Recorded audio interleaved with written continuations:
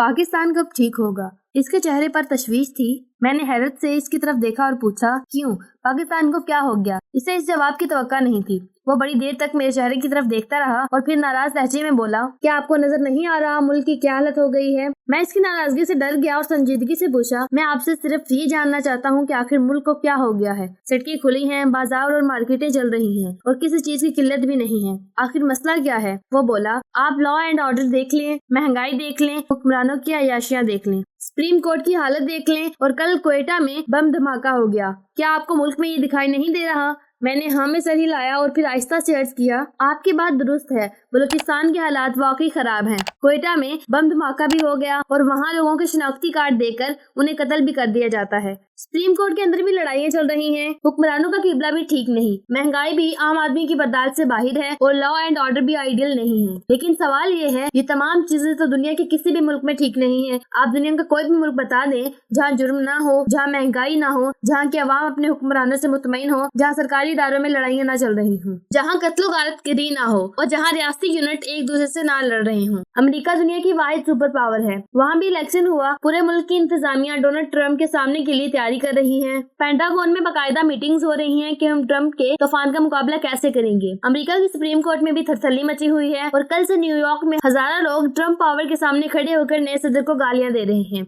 America, Europe और middle east 2 साल से महंगाई की जद में है। आप वहाँ के लोगों से पूछें ये कैसे गुजारा कर रहे हैं। अवाम अब कैनेडा, न्यूयॉर्क के हुक्मरानों पर भी एतराज कर रहे हैं। वो पीछे रह गई दहशतगर्दी को आप 29 जुलाई के बरतानिया के फसादात देख लें। एक बरतानवी शहरी ने 3 बरतानी बच्चियों को चाकू से कत्ल कर दिया और इसके बाद आधे मुल्क में फसादात फूट पड़े। हजूम ने सैकड़ों दुकानें, गाड़ियां, घर और इबादत गाहें जला दी। बरतानिया के 8 शहर 2 हफ्ते बंद रहे और पुलिस को न सिर्फ लाठीचार्ज करना पड़ा बल्कि आंसू गैस भी चलानी पड़ी। लोगों के घरों के दरवाजे तोड़कर मुलजिमों को गिरफ्तार कर लिया गया। अदालत ने 13 साल के लड़कों को भी सजा दी। अमेरिका के पिछले इलेक्शन में डोनाल्ड ट्रंप के हमायतियों ने कैपिटल हिल पर हमला कर दिया था। ये कांग्रेस और सेनेट की इमारतों में दाखिल हो गए थे और सरकारी दफ्तर तोड़ फोड़ दिए थे। रूस में चंद माह कबल दागिस्तान में मुसलमान आबादी पर खौफनाक हमले हुए थे और इनमें दर्जन के करीब पुलिस एहलकार भी मारे गए थे। आप यूक्रेन और गजा को भी देख लें। गजा में 1 साल में लाख के करीब लोग शहीद और जख्मी हो चुके हैं। यूक्रेन में 2.5 साल से जंग चल रही है, पूरा मुल्क बर्बाद हो गया।